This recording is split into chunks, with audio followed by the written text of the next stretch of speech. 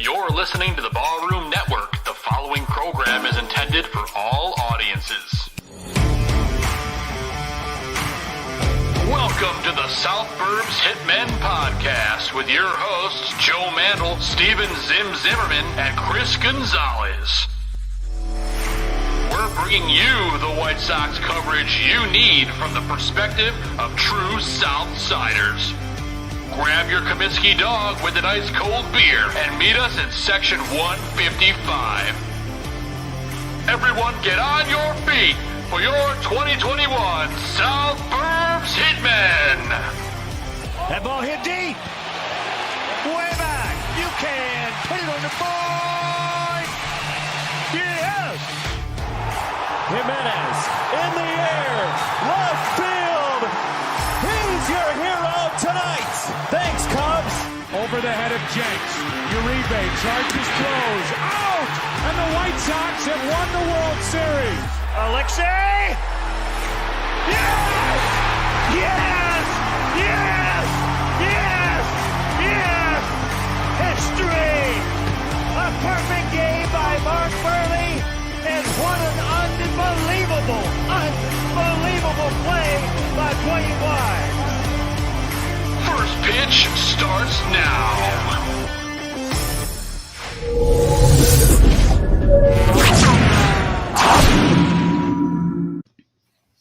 Hello, everybody, and welcome to the fourth episode of South Burbs Hitmen. Welcome to the show. I'm your host, Joe Mandel, and I'm joined, as always, by my White Sox brothers in arms. That's Chris Gonzalez and Steven Zim Zimmerman down there. Gentlemen, how you doing? I want to be saying I'm doing great, but Eddie Rosario just hit a 2-run bomb, so here goes the rest of the night, guys. Hey, they're down 2-zip quick, so we have that. So that's some news. That's not what I was going to cue Zim up for. But Zim, before we get to the other stuff, how are you doing, my friend? I'm awake, so that's always a positive. Good. I'm glad you could join us.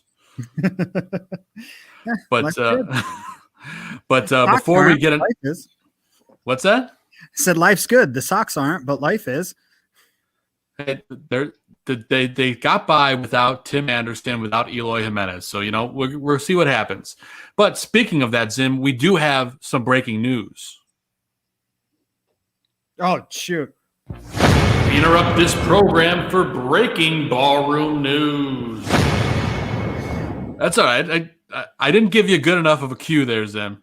No, I'm trying to get the White Sox game pulled up on my phone. I forgot that was starting right now. You're all good, man. Well, anyway, we do have breaking news. So obviously, Carlos Rodon scratched before tonight's game. Dallas Keuchel, gets to fill in. Rodon was apparently under the weather with some sort of stomach bug.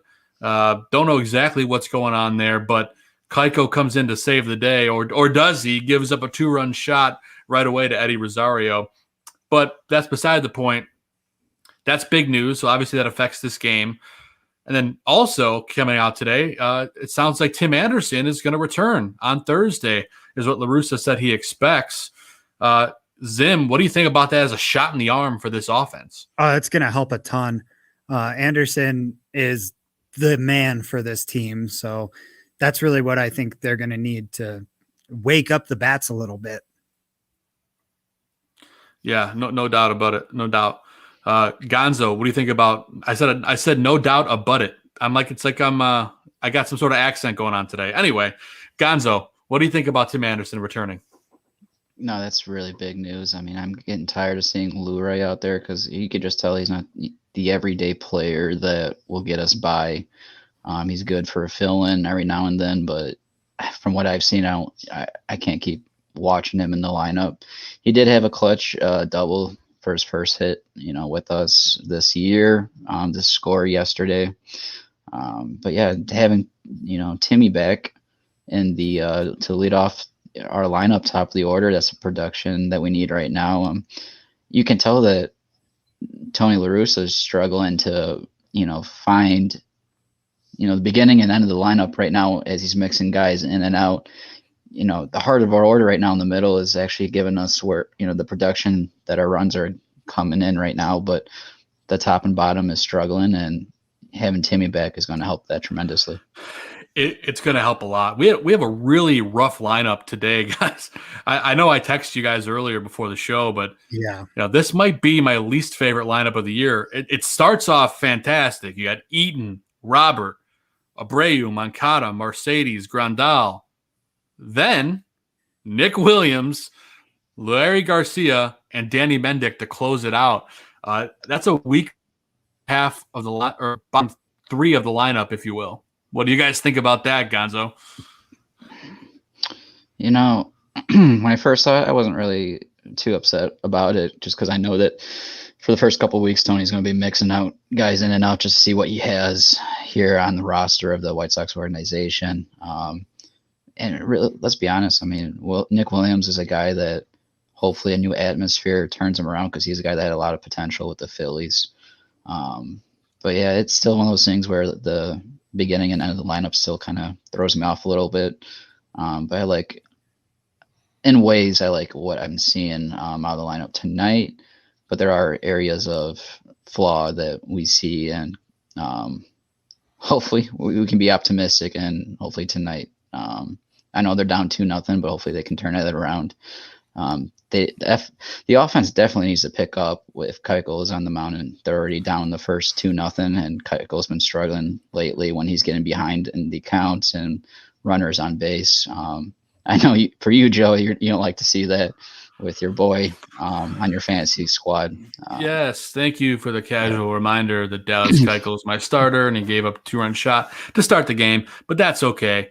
I'm worried a little bit about this offense. I think they need something to kickstart it, and I sure the heck hope it's Tim Anderson returning to the lineup on Thursday.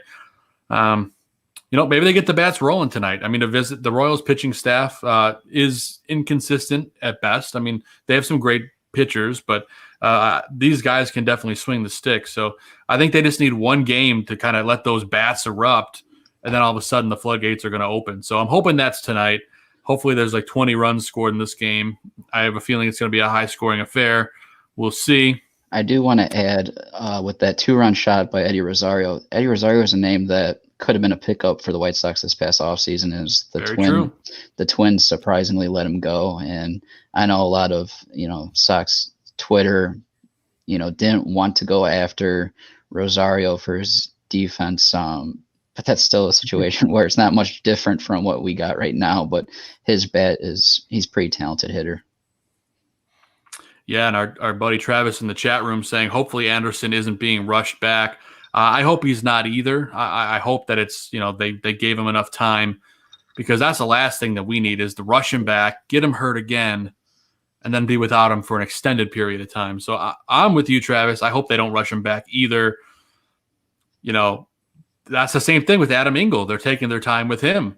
Originally, when Chuck came on the show for our first show, which I think is going on 4 weeks ago now, he said Adam was about 2 to 3 weeks away. As we know from Tony La Russa talking a little bit earlier this week, they don't think he's going to play at all this week. So maybe next week he could return. So I think the return of Adam Engel to this lineup, I think not only for his defense, I think his bat was really hot to the end of spring. Zim, do you think Adam Engel is going to be a spark for this offense when he returns? Because I think it could be a legit question. I think that all depends on what his playing time situation looks like. Sure, there's a spot for him out in left field now, but he's not a regular left fielder. He's more to the center and right side, just from what we've seen historically. Doesn't mean he can't play left field, but there's a constant rotation of guys in and out of the lineup, and Engel's going to be one of them as well now. So I don't think he'll be as big of a spark as Anderson, but there's no reason he can't be. Like you said, he was getting hot at the end of spring, so there's no reason for him not to be able to pick it back up if he gets the right opportunity. Yeah, I will say when he's out in left field, this team is an elite outfield defensively.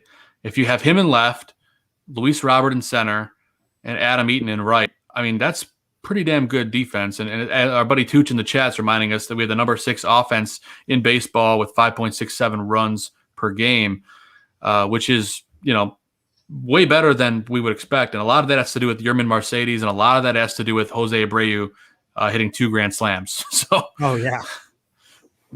I think Gonzo's probably happy about that one, but we'll talk about that a little bit later. But long story short, Engel, if you have his defense in there, and I think that's important right now. I think that's something that you really gotta look at, having an elite defense. And guys, we're gonna stop that talk right there because we are joined by a very special guest joining us right now. We're very excited to have her. Alyssa Bergamini, the in-stadium host for the White Sox, is taking the time to join us. Alyssa, thank you so much for your time. Thank you for having me, and thank you for saying my last name correctly. That doesn't always happen. I'm not gonna lie. I listened to a bunch of videos first to make sure you did your research. You did it right. Yes. Thank you. I appreciate that. What did I miss? What did I chime in on? We just started talking a little bit about, of course, Carlos Rodon scratched from the game tonight. Yep. The Dallas comes in, gives up a 2-run shot right away. So that was unfortunate. We talked about the return of Tim Anderson, hopefully on Thursday is what Tony's talking about. And then we just finished talking about Adam Engel and how once he returns, how that defense, all of a sudden the outfield becomes elite. And that's it. That's the quick synopsis for you. That's all good talking points. And I hope Tim's back on Thursday. I feel like he's been at these games and he's, behind the scenes, and he does not want to be behind the scenes. No, he does not. And we know that for sure with Tim. Yeah. But before we get rolling into everything, I figured we would just, let the audience get to know a little bit more about you. Okay. Obviously, first things first, a lot of the listeners and viewers of the show know you as a stadium host during White Sox games, but you are also a sports reporter and broadcaster. So can you tell us a little bit about your journey to get where you are today? Sure. And anyone that's in broadcasting, that there's really no linear journey. So everyone's path is different, but grew up in the Southwest suburbs. So I already love the name of your team, your podcast. So I'm a suburb girl. Grew up around here. I went to Marist High School on the south side of Chicago. Then I went to the University of Iowa, where I studied broadcast journalism. And it was really there where everything clicked for me in terms of, hey, I could start this career where I can write and talk about sports and make that a career. And especially at Iowa, they don't have any professional teams. So I was grew up spoiled around here with the Bulls, the Blackhawks, the White Sox, of course. So it was at Iowa where I was like, you know what? I love Chicago. I love, not only being a fan, but working alongside the teams. I'm going to move back to Chicago. I started my first job out of college at NBC Sports Chicago, which was Comcast Sportsnet then. And also during my summers back home, I started working for the White Sox. So I started in a marketing role. I was on the Pride crew. So anyone that's been at a game, if you caught a t-shirt or I picked you, as a contestant, that's where I started out. I have an amazing manager at the White Sox, and he gave me the opportunity to be the in-game host. So it happened naturally. This wasn't a role that I graduated college and I was like, hey, I'm going to one day be the in-stadium host for the White Sox. That wasn't even a job title. So just goes to show again, this industry, anything can really happen. Anything can come from it if you just work hard. I'm surrounded by great people at the organization. I have nothing negative to say about anyone I work with, at 35th and Shield. So this is my 9th season with the White Sox. And like you mentioned, I do sports reporting. So I work at NBC Sports Chicago. I host a show called High School Lights. And that has been a little bit put on pause because of the pandemic. As you guys know, high school sports everything's been kind of moved around, but hopefully getting back into the swing of that come fall. And it was so weird last season, of course, not being at the ballpark. It's not the same watching it on TV. It's, as you guys know, as fans, I'm a fan as well. It is so much more fun to be at the game. It's so much more fun to talk to the fans in person. So I'm just excited that, I know it's a certain amount of capacity right now, but this is still April. It's still the beginning. So I'm optimistic that we'll all be there together one day, hopefully sooner rather than later. Yes. Yeah, absolutely. We're very optimistic about that as well. Yes. And you also did a great interview with Emily Blady of the Chicago White Sox on Unstoppable Women. And we actually have a short clip from that. So we're going to play a little clip And then Awesome. once that's done, I'm going to ask you a question as soon as that wraps. So we're going to go ahead and play that clip for you right now. Has there been a time where you felt like your voice wasn't heard in the room and you know that it should have been heard? You know, what's interesting to me is that I've actually taken a different strategy in terms of asserting myself and getting things done here. I know that people are going to be skeptical of me, right? Because I'm a woman who's here, I'm someone who studied math, I don't come from a baseball background. So I try and build all those personal relationships and get the respect of a person before I start asserting my opinions, so they know when I start to talk, people are going to take me seriously.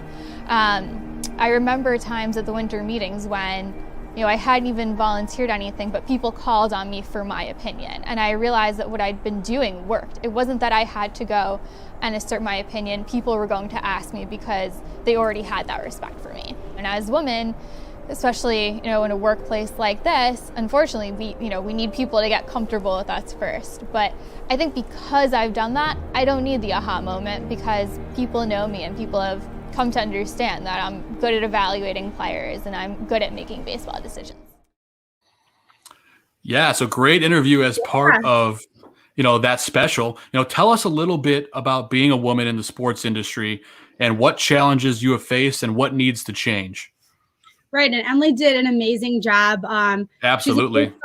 She's a baseball operations analyst, and she is 1 out of 4 at the White Sox right now on this small team. So, all of her answers she was saying, I was just absolutely agreeing with.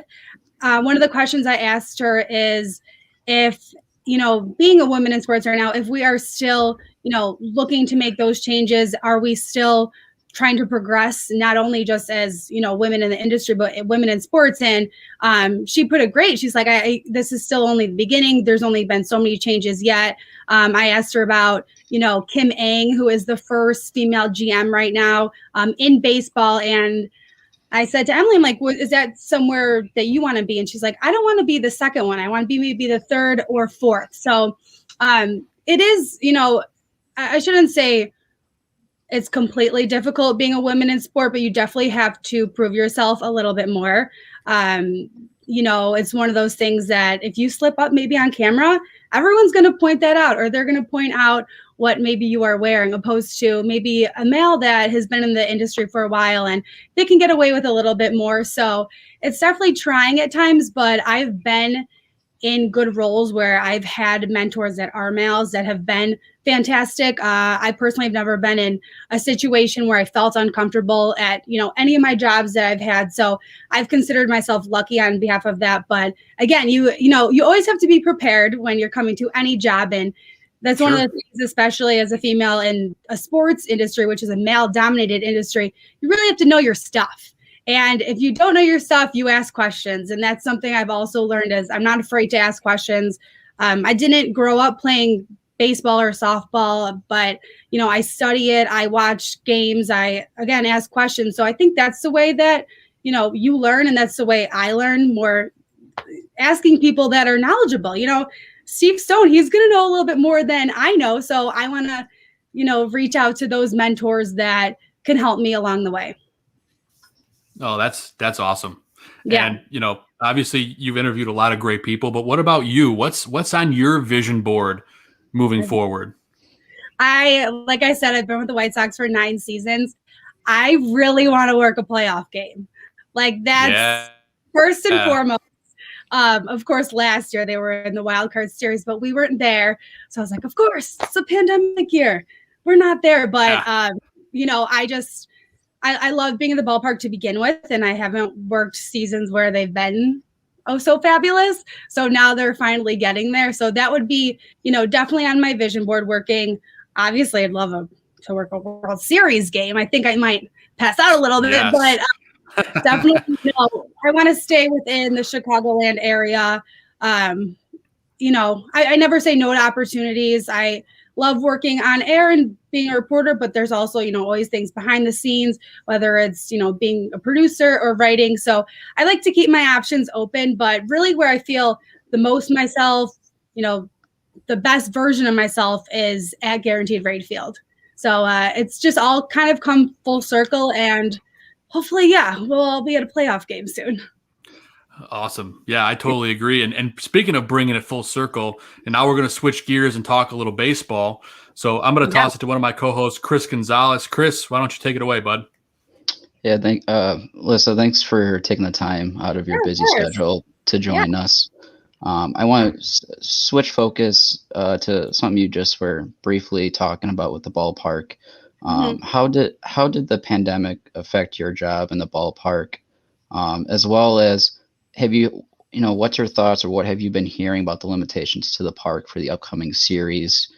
And my third kind of spin off to that question is, what do you enjoy the most about being at the ballpark? Okay, those are all great questions. So I'll start with kind of, how my job has been different. The game is going on right now. I'm not at Guaranteed Rate Field yet, so I won't be there till hopefully the second homestand. And there's really no reason other than they're just trying to, test out this first homestand. There's been so many changes. Luckily, we have the amazing PA announcer, Gene Honda. So he's been doing all the game hits. Who doesn't want to hear his voice? So I'm happy that he's doing that. So hopefully this second homestand, I'll be there. Fingers crossed. My birthday is April 30th. So that's all I want for my birthday is to work. Happy birthday. Thanks. It's a Friday too. I'm like, Friday, White Sox are at home. This is aligning well. So I'm hoping I'll be there. But in terms of my role, as you guys know, I'm very close to the contestants. The big screen, anyone that, is at a game or works in production or knows just anything about cameras, you want to be close to your subject. So that's not going to be really the case right now. So we're still, trying to figure that out. I have talked to other in-game hosts, within the MLB or the NHL, and everyone kind of does things a little bit different, but hopefully we'll get fans, contestants still involved. Probably like, panning over or a double box or something like that. I've been to the ballpark a few times, so I know fans have also been there as well. And the zones are different. I'm used to running around the whole concourse. That's my job. I'll have to be somewhere, say the scout seats, top of the first, and then middle of the first, I have to be up at the Xfinity Kid Zone. So I won't be running around as much, but that's okay because I'm always hustling and my microphone's always on. And, I have a producer in my ear and he's like, "Oh, are you okay? You're breathing heavy." And I'm like, I'm running literally from one side of the stadium to the other. So I don't know if I'll miss that part as much, but got to get my cardio in elsewhere. So that'll be different, not being with contestants. But, you got to pivot just with anything, come up with new ideas, think outside the box. Hopefully, when me and my co-host Chris, sometimes we work games together. We probably won't get to do that this season. 81 home games. We usually split it here and there. So we like to dress up for all the promotional nights, and that's on hold right now. So once that comes back, that's my favorite stuff. Like I love dressing up and God knows what, Star Wars night. I've never even seen Star Wars, and I've dressed up as a Star Wars character. I know, like 3 different times. I have all these costumes. I'm like, I swear I'm a journalism major, but I love, promotional nights. Everyone loves Dollar Hot Dog Wednesday, the fireworks. Yes. So I think when that all comes back, people are going to be even more excited. It's one of those things that you take for granted. And then once it's back, it'll be fun. I love who said my sister Alyssa getting her steps in. Yes, absolutely. I was thinking the same thing. Yeah. That was question number 1, I think. What was the second? Yeah, no problem. The second one was what thoughts or what have you been hearing about the limitations to the park for the upcoming series? Yeah, so as you guys know, it's a little bit stricter here in Illinois/Chicago. At 20% now.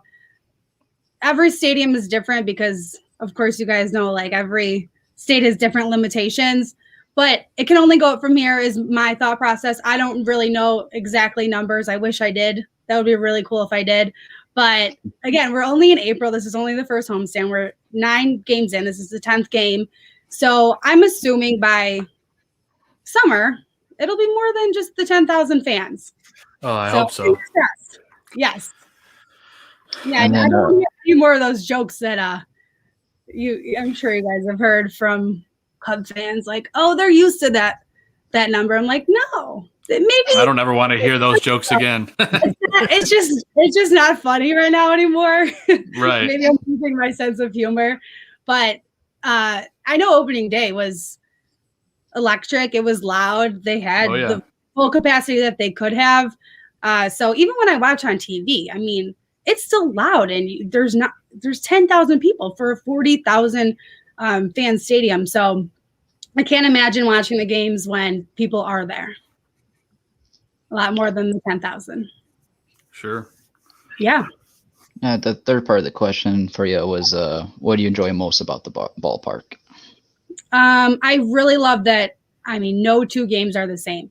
I go to work. If it's a 7:10 game, I get there 2 hours before first pitch. I have scripts that are sent to me, a few days before. I memorize all my scripts. So I memorize, I ad lib, but you could be doing a promotion with someone and something can go wrong and you have to think fast on your feet. So it's one of those jobs where anything could truly happen and the ballpark is going to see it. So even if there's a slip up, there's, like I said, there's 81 home games. So I truly love no two games are the same. And I just love everyone that I work with. I think that makes any job enjoyable. And I have a great boss. My employees that I work with, all amazing. So I just like going there and also just talking to people. And I'll be, riding the elevator and I'll be with Tim Raines, Jason Benetti, Steve Stone. I've been in the elevator with Hawk Harrelson. So I'm like, this is so cool. This is my job. And I'm just surrounded by all these elite people. So that's also awesome. Yeah. And anytime someone throws out the first pitch, there's always been celebrities. So that's another thing I like seeing. I used to be able to do my game day rundown on the field and they would be throwing out the first pitch. So I've seen some cool people, whether it's Chance the Rapper or Nice. I mean, there's always like an NBA player there from the Bulls, Elena Deladon from the WNBA. So that's always cool too. And I think this past year I really looked back at everything and I always appreciate my job, but now more than ever, really do. You actually beat me to the point because I'm kind of on that same gear with you right now you just recently brought up how you would go to Steve Stone to ask him, questions about the game of baseball to help sharpen your the acumen of the game. And my question for you that goes in regard to that is, what has been your most enjoyable moments, either with NBC Sports Chicago personnel, current players, or even former Sox that are in studio as well? Oh, that's a great question. Once again, I love Ozzie Guillen. So anytime I'm in his presence, I mean, I just laugh at literally anything he says. And again, he's knowledgeable about baseball. So you could ask him a question. He'll tell you the answer, but then he'll, mess with you a little bit here and there. I'm trying to think of who else I've met when I worked my first job at NBC when I was a production assistant. Frank Thomas, he's there now, but back then, like I was, handing him scripts. Paul Konerko I've met. I've worked with him in studio. Oh my gosh. And I'm like drawing a blank on, all the people I've met. That's okay. No, but any White Sox great. Like I could be, like I said, like one time Tim Raines was lost in the hallway and he was like, he was literally walking around and like, hi, can I help you? Like, yeah. Where do I go? He's like, where's the broadcast booth? And he wasn't close to it at all. And I'm like, I'll show you. So I'm walking down with Tim Raines. I'm like, what's up, everyone? So Hawk Harrelson's another one. I love Sox Fest. And there was one year where it was, I think during a Sunday. So it was more geared towards the kids and it was do like your best Hawk call. So it was with Hawk Harrelson and the kids and he just went along with it and he was great. And of course, he made sure all the kids won, but that was another really cool moment. And on the intro, you might have missed it, but it's part of our intro. There's a photo of me and Jim Thome as I met him. He's awesome. I met him umpiring this past summer, and I couldn't believe it. He's my all-time favorite player, and it was just a great moment to share with him. Yeah, and he's so nice. Like I'm sure he had like a small conversation with you. Not every professional athlete wants to give you the time of day, and he's one of them that he'll actually say, "Hey, how are you? How's it going?" Yeah. So, yeah. In between innings, we were deep diving into, just life in general. Just a very genuine guy. Yes. But I'm going to toss it over to Zim here. He's got some questions for you. Okay. Hey, first off, thanks, Gonzo Joe, for awesome content so far, and Alyssa for joining us to provide that awesome content. Real quick, do you have the game on in the background? Am I allowed to give off spoilers, or you got it on pause? I didn't want to be rude and turn my head, but I have it right here. I see socks up too. What happened? Give us a little. No, I don't know if you see me making weird faces down in the corner here. It's not because of anything you're saying. It's Eaton just smashed a run bomb, and then right afterwards, Robert gets hung out to dry on an awful called third strike. So, ooh, you said it was Madrigal? Eaton threw on bomb. Oh, okay. I couldn't hear. Okay, wow. Yeah, he is bomb yesterday. Yeah, he is hot right now. But yeah, speaking of hot players, that gets me back to my question I was going to ask. So Michael Kopeck has made his return this year, and it's just been absolutely sensational. But what differences have you seen in him, like as a player versus when he started, and like who he is now with the year he took off and everything? So I was at his White Sox debut, which was September 5th, 2018. I remember it vividly because he was getting brought up. I asked my boss, I'm like, is it okay if I wear a Michael Kopeck jersey? I usually don't wear jerseys while I'm working. Like, I wear White Sox apparel just like this. But he was like, yeah, this is like so exciting. And I ended up doing a hit on the field about the jersey, and you could buy it at the Chicago Sports Depot. But I'll never forget that game because, again, that was in 2018. And when he came out there, everyone was on their feet.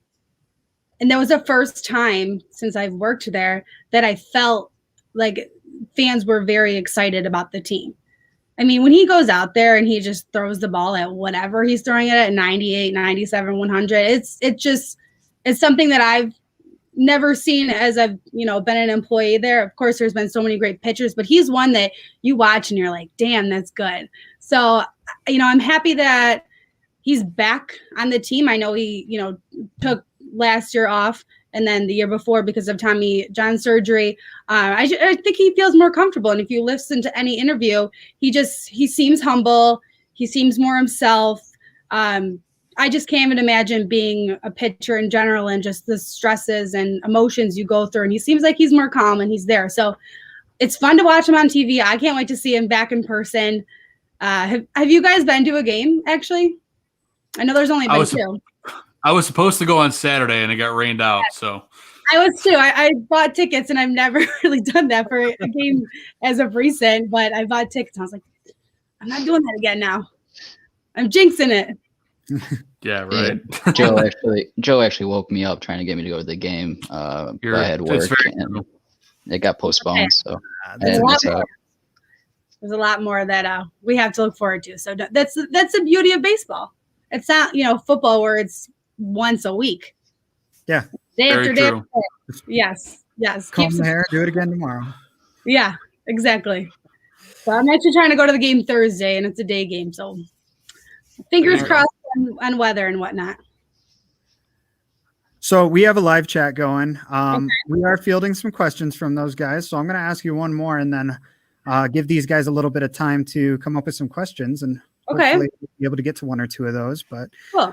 Just staying on the topic of hot players, Yerman Mercedes has been a revelation so far. Do you think he's going to keep it up? Do you think the Yerminator's for real? I just, you're as much of a fan as the rest of us. So I want to know what you think about the Yerminator. I remember being at a spring training game. It must have been last year, and watching him, and I was like, "Cool name, love the guy, seems great." And now here he is. He has had 15 hits in his. Is that correct? I think that's the stat I looked. Yep, 15. Yes, and again, this is only the 10th game of the season, and he would not have had this opportunity if Eloy wasn't hurt.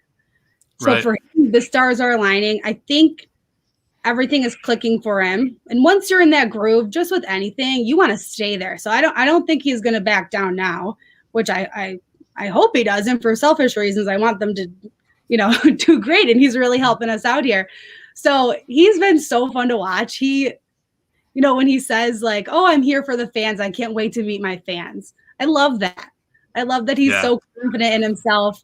And he's gone through so much, through so many different independent leagues. My first MC job was with the Schaumburg Boomers. So that's an independent league, in Schaumburg. And I just see how hard those guys work, and you're not getting paid much at all. And I know that they're not even doing it for money. So someone like that, it's so deserving. And it's so nice to see someone who's worked their way up get their moment. And here's his moment. He deserves it. He sure does. Yeah. The urinated. All right. So we've got a few good ones in the chat, but I'm going to ask you one from Travis Dunaway here. He wants to know what the best moment you've seen live. You've named a lot of the people, but what's the moment that stands out in your mind? Oh, God, you guys are asking really good questions. Live. Okay, this sounds like a generic answer, but it's really not. I love all opening days. It's my favorite day out of the year because it's a clean slate. I think it was 2017, I want to say. It was when it was raining and snowing. And I don't know why, but it was like such a fun game, even though it didn't really I don't even think it lasted long. I don't really quite remember that. But it's more for me, someone that works, in game presentation, and I see how everything comes to life. I love the cars are going out around the field and the players are getting out. And it's just the whole anticipation. You wait all off season and opening day is finally there. So for me, any opening day, when it's a guaranteed rate field, I'm living. That's it for me. So I'm hoping that, I'll work a game this year, it's a playoff game, hopefully, down the line, a World Series game, fingers crossed. And I'll have an answer for you then and say, that's been my favorite live moment. I love it. Alyssa. And we do have one more here in the chat.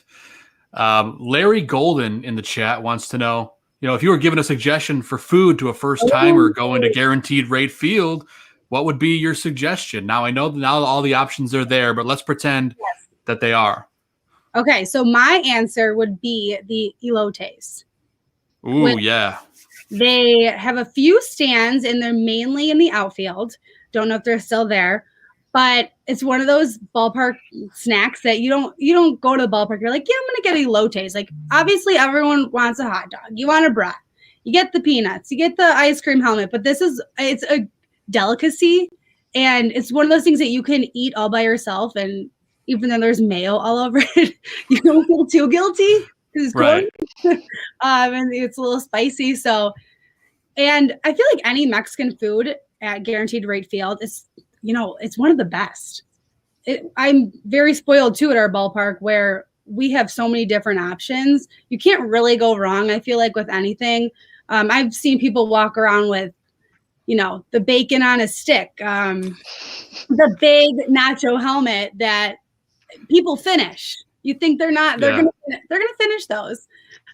Those are my favorite promotions to do when I am doing What's Your 20. So I'm just at a different part in the ballpark and I get to literally go up to anyone. I would go up to any of you and say, hey, do you want to be in my promotion? All you have to do is eat this ice cream sundae on camera. And some people are so sure. Yeah, but some people are like, no, I'm not going to eat on camera. I'm like, this is a $15 snack. Are you sure? So I don't think people sometimes realize how expensive ballpark food is until after the fact. They're like, oh yeah, maybe I should have done that. So I would say elotes. As a kid, I remember just going to the games and loving the Dippin' Dots. I was like, what is this? This is magical. So that's, another staple in the ballpark. I love dollar hot dog because you can have a few and you feel fine about it. Maybe you don't feel fine. Either or. So your wallet feels fine, right? Your wallet feels fine. And then you wash it down with the beer, which, it's counterintuitive, but saving you a few bucks here and there. Yeah. Go for the elotes is my option. Good choice. Yes. And then we have one question that I had to squeeze in. Yeah. Just because you mentioned it. How have you never seen Star Wars? I have a younger sister. I don't feel like there's ever been a point in my life where we're like, let's sit on the couch and watch Star Wars. I need someone to kind of force me to do that. Like a little bit more about me is I never watched The Office until this pandemic. Okay. I was forced. I shouldn't say forced, but it was like, watch it. I swear you'll like it. And then I watched and I was like, I love this. So Okay. I'm sure I like Star Wars. I should see it before I dress up as Rey 3 times. Nice. So I should figure that out. I should watch Star Wars. That'll be on my agenda on an off day. There you go. Put it on your list for an off day.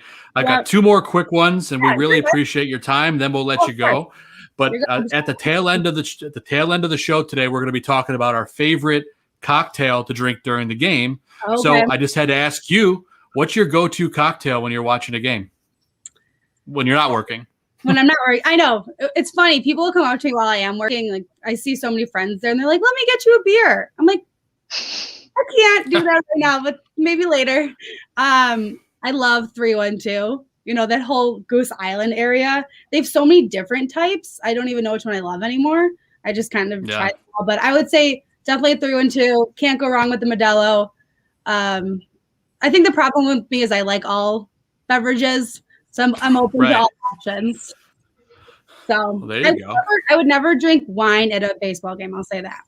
I don't feel like that fits the ambiance. And then if you spill, no, that's not good for It's a big mess. Not good for your outfit. So you don't want to stain the jersey. Yeah, no, not in the pinstripes. So yeah, I'll go with 312. There you go. And actually, last week we had our little beer segment. 312 actually has a new shandy out. I don't know if you've tried it. The lemonade one? Yeah, it's a lemonade shandy. It's so good. So go try it. It's good? Okay.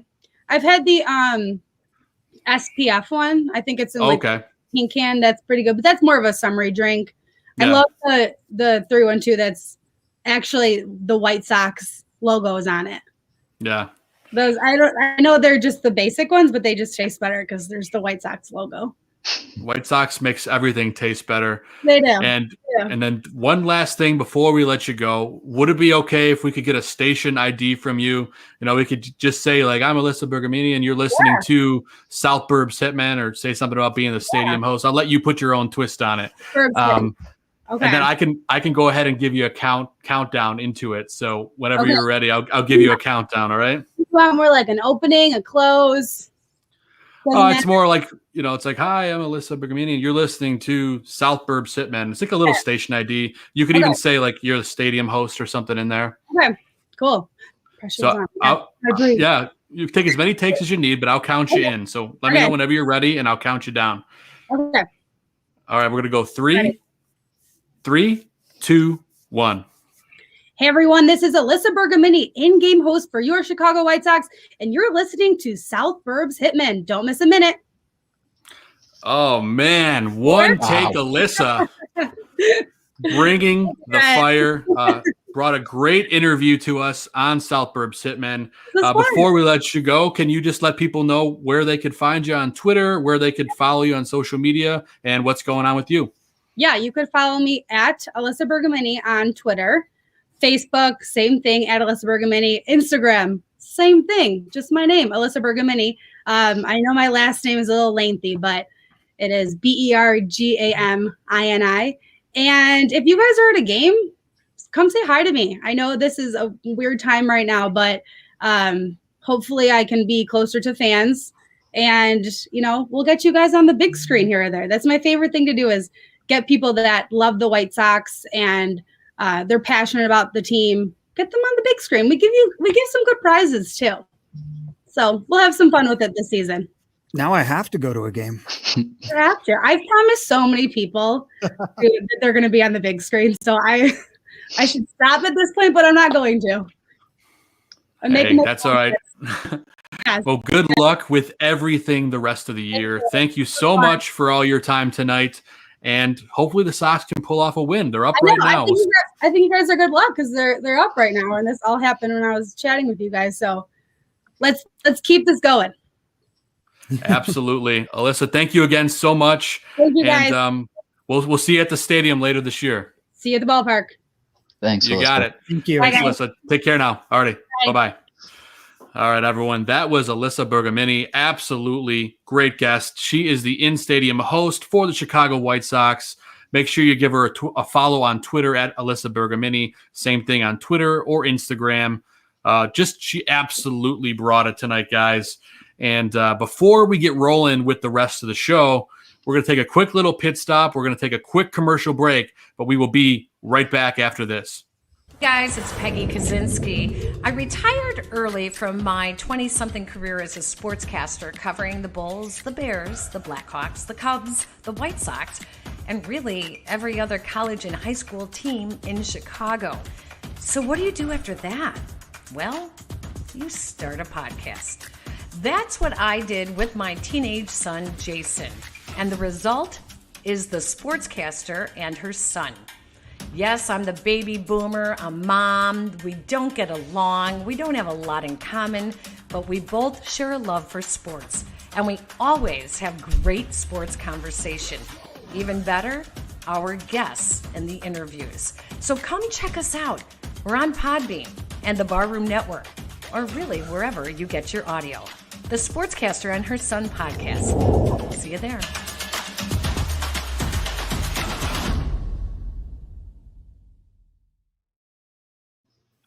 All right, guys, welcome back to South Burbs Hitmen. Boy, oh boy, we had a great top of the show with guest Alyssa Bergamini and Zim. It was just great having Alyssa on the show. It makes me want to go to the ballpark right now. How about it? I would love to go to the ballpark right now, and hopefully I can join you out there in Chicago this year. I do have to make a quick amendment to last week's show. I was all hyped about the All-Star game, and upon further review, tickets are about $1,000 to go to the All-Star game. So it looks like I'm going to try to fly out to Chicago and go to a White Sox game instead. It'll be substantially cheaper, I would imagine. So, oh, absolutely. Well, that's all right. And we got a great comment here from RL Cubby at the bottom. Great job from your friends at the Friendly Confines podcast. Thank you, guys. We appreciate it. And, of course, if you guys are Cub fans, make sure you tune into our counterparts on the Barroom Network, the Friendly Confines. Get all your Cubs news there. But if you're here, you're probably a Sox fan. So I don't know why any Cubs fans would be listening to us. But, speaking about the ballpark, you guys – or you, I suppose, Joe, were supposed to go to the ball game on Saturday, and it got rained out. So you're going to be going to the doubleheader now instead, or what's the deal there? Yeah. So conveniently enough, I have a 16-game package, and the day that the game got rescheduled for is a day that I already have tickets. So, but the thing is, you get a voucher for the game that got canceled. So technically, my tickets are good for 2 games on that day instead of 1. So okay, I do have a real question for you on that though. Yeah. Now these new double headers are only 7 innings, right? So correct. Do you get any break on the price of your ticket for that? And like, are they going to stop drinks being served at like the 5th inning? Like, what the hell is this? I'm sorry, this 7-inning doubleheader sucks in my opinion. Yeah, I don't know what the drink rule is. I know for a regular game, it's the bottom of the 7th is the cutoff. Right. That's I would think the 5th for a 7-inning game, which gives you 80 minutes to try and get your drinks in. Yeah. I don't know. I imagine the second game, I can't imagine they'd be serving booze that long, especially if they don't clear out the stadium, which I don't think they're going to do. But to answer your question about the ticket price, no, you do not, because technically you're getting 2 games now instead of 1. So, and to be honest, I only ended up paying $25 a seat per game with my package. Oh. So that's not too shabby for the 100 level, section 154. Yeah. Couldn't quite get to 155. That's where I'm always at. But for a season where you're at 20% capacity, getting within 1 section, I'll take it. I guess, take what you can get. Excited. And, this rain out was obviously a bummer. Of course, we were supposed to go with a loyal listener who shall remain nameless for now. It was Aldo was going to join us, and then he was a little under the weather, so Gonzo was going to come and join us. And then the game got canceled anyway, so here we are. We didn't get to go to the game, but we will be going later in the season. So that's enough about the rainout. There's been a lot of conversation this week about our lovely manager. His name is Tony La Russa. I'm sure you guys all know that. But we're going to talk about his decision-making right now in a segment we like to call La Russa's Locker.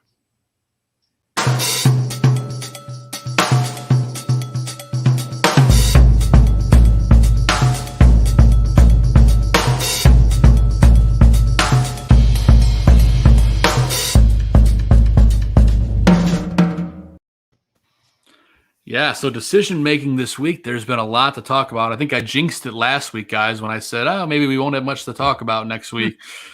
That didn't quite work out. So, Zim, do you want to talk about the first item on our list here?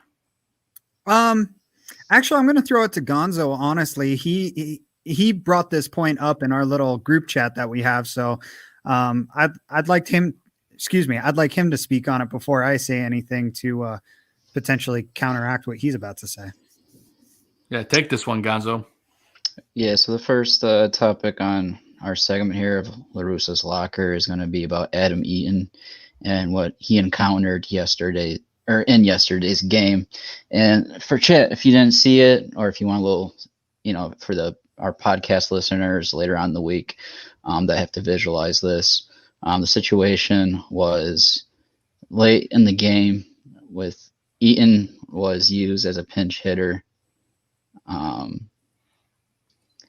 which in itself, I forgot who he was a pinch hitter for, but Eaton came off the bench. It was for Vaughn, I believe. Right, yeah. It was for Vaughn. Yeah. Which I believe with the rain out, Vaughn didn't get too much action this past weekend. So the fact that Tony used Eaton in that situation as a pinch hitter was in itself probably the right move at the time.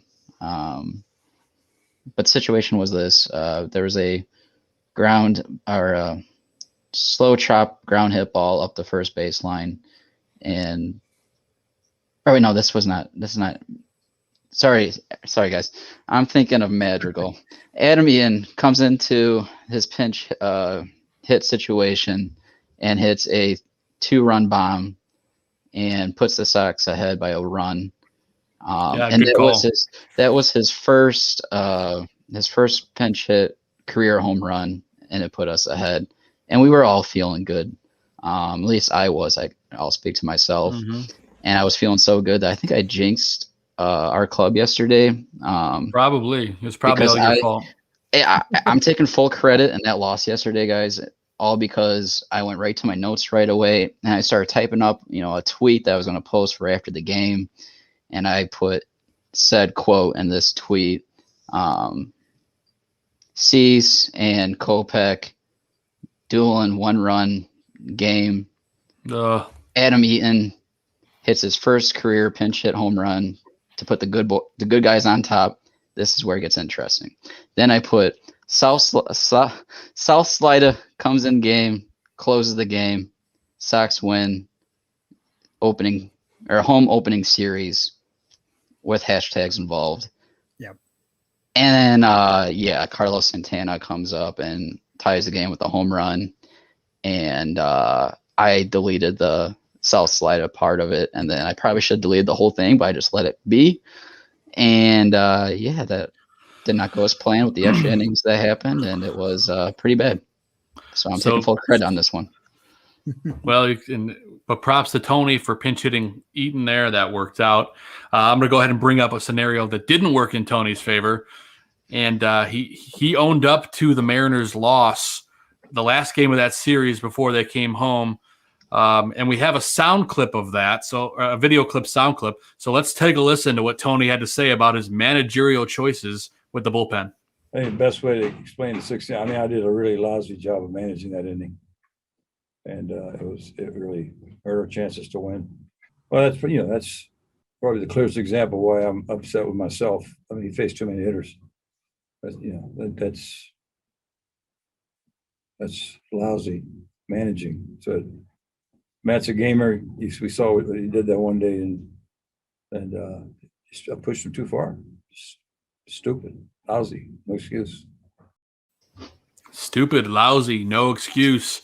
What do you guys think about Tony taking the rap on this one? I think it's refreshing for a manager to blame themselves. Zim, how do you feel about it? Yeah, it is. I mean, and that was Matt Foster he was talking about, who, he left in the game too long and wound up giving up a big home run that, ultimately cost him the game. But yeah, it's refreshing to hear. I just wish that he wouldn't make those mistakes in the first place. He knows these mistakes. He's a Hall of Fame manager. He's done this for the better part of, going on 50 years. Yeah. I guess you can call it rust or whatever, but that's a mistake that I don't think should be made in the first place. I would agree with that 100%. Let's move on to the next La Russa's Locker option. Before we move on, could I just a little butt in there? Go ahead. Think to give context to that situation to our listeners, this was the third game of the series in Seattle. And they had to travel back to Chicago the very next day for the home opening series. So Tony also has to go at weight of the pitchers, not only available for the rest of the week, but available for that given day. And we have no clue, what the card entailed for that game. Going to Matt Foster, I didn't have any problem with that, but I did, have a problem with giving up. There's too many batters he's facing, and he didn't have a bullpen arm warming up. But however, it's a very tricky situation because 2 out of those 4 hits that he allowed were just balls out of the zone that I just chalk it up to the hitter. Because if Matt Foster is throwing a 95 mile per hour fastball at your chin level and the hitter tomahawks into the gap, I chalk it up to the hitter. I think you could put any pitcher out of that bullpen in that situation, and who knows how it would go. It could be worse. It could have given up another home run. Who knows? So that's a really interesting situation.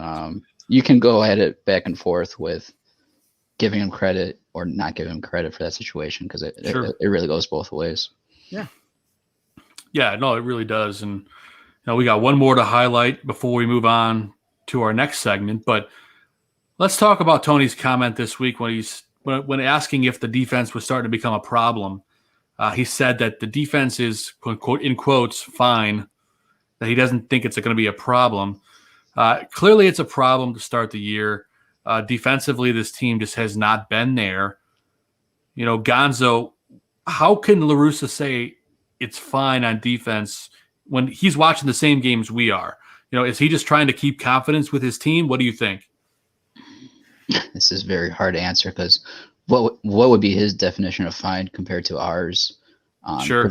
Because it is, you have to look at we're missing 2 key players. Tim Anderson, early on into his career, Timmy was struggling on the field, but now he's one of our better gloves up the middle. And we're missing Eloy, which for defense should be benefiting us that he's not out there, but right. It all goes back to what we have out there, the talent we have out there. I will admit, I think these early struggles, I wouldn't say it's an issue just because I kind of would expect some lousy baseball in the beginning of the season, especially when he's testing players at positions that they're not even used to being with, like Vaughn in left field. When he plays, yeah, which I can't even read Tony right now with what he thinks of Tony because he's not even out there. And then when he just keeps mixing him with Billy and Leroy Garcia, and then, Billy gets injured, and now we have Emilio coming back, and Nick Williams just got brought up. Let's be honest, Gonzo. Wow. It seems pretty evident to me that the front office thinks that they made a mistake starting Vaughn at the top of the year, because if you're going to lose a year of eligibility, you're going to lose a year by bringing him up to start now. Why aren't you playing him? They must think they made a mistake. Am I wrong? Do you guys think that that's an accurate statement? I think it's too early to say that. Because he did. What game was that? Was that Rodon? There was a ball hit deep to left field, and I think Vaughn was in. It was up in Seattle, I believe, and Vaughn robbed it right off the top of the wall. I tracked it back all the way, and he was pretty close to the wall, but it was clearly a guy who's used to shagging fly balls, not an outfielder making the play, but he still made the play. So, well, you just made me kind of cough up some in my throat there with his arm take that you just said, because you had Rodon. I think it was Rodon on the mound because he was celebrating really quickly, and then for whatever reason, Vaughn is showing off his arm and he chucks it all the way back, overthrows his cutoff man. Oh yeah! And then you see Rodon go, yeah, and he's like, "Oh fuck!" And then he has to go run back to to get into position to field that live ball. But yeah, I mean, it's such a great play that you made, and you see some flaws in his game, and especially to lead off that inning with Foster. Because if we remember, the ground ball right before that, there was a ground ball hit to Madrigal for double play. He bobbles it, gets the lead runner at second, which I praise him for getting that out, the lead runner. But then that next batter hits a deep ball into left field in the corner, and Vaughn can't get to it. So it kind of leads that inning, the momentum in that inning to how that game kind of turned over. So yeah, to answer that, I just think it's too soon to tell with Vaughn, and he's starting to pick it up at the plate with his plate discipline, getting key walks. Because he later in the weekend he had a 10-pitch walk that kind of turned the inning for momentum for the Sox.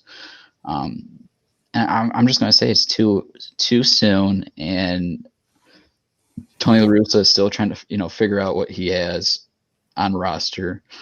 We're just going to have to pay close attention to it. Yeah, absolutely. Let's keep paying close attention and just see if he can prove himself over time. So maybe I'm pulling the panic button a little too quickly, but that's okay. But some guys that we are pulling the panic button on for this week anyway, we're going to address now. We're going to talk about who stunk up the place in a segment we like to call the Adam Dud of the week.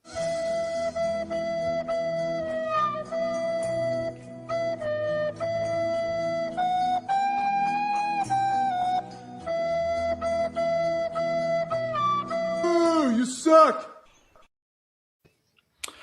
Yes, there's quite a few players that we could actually say sucked this week, gentlemen. There's a handful of candidates that can lead the way, but I'm going to go ahead and pick one of my guys who I picked. Spoiler for the next segment, my pick to click last week was Yoan Moncada. Safe to say he pooped the bed this week, so he's my Adam Dud of the week candidate because he couldn't hit the blind side of a barn. He hit one home run, but that's about it. Defensively, he's been great, but this offense is struggling. So Yoan Moncada gets my Adam Dud of the week. How about you, Steven Zimmerman? I will say Moncada's got one hit at least so far tonight, and he's been busy over at third base. So looks like maybe he'll turn it around for you this week. But no, I'm going to give it to probably Nick Madrigal. Nick Madrigal has just been ass on defense.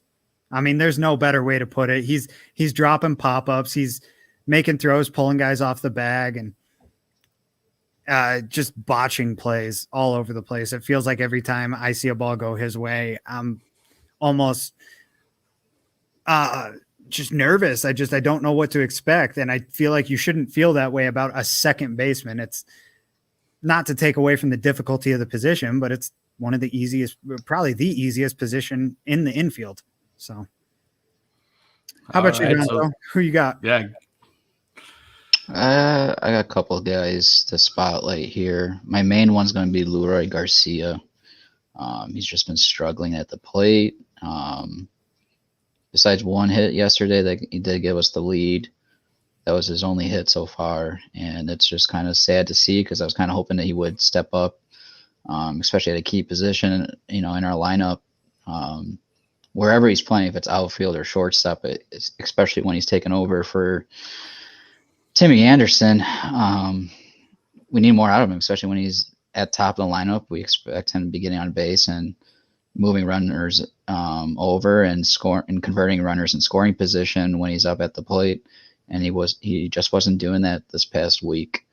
Another guy I want to highlight would be Liam Hendrix, the best closer in the game that we paid $54 million for, and I know he's been getting limited opportunity to be closing games lately, but that shouldn't be any excuses for you to have high pitch counts in the 30s.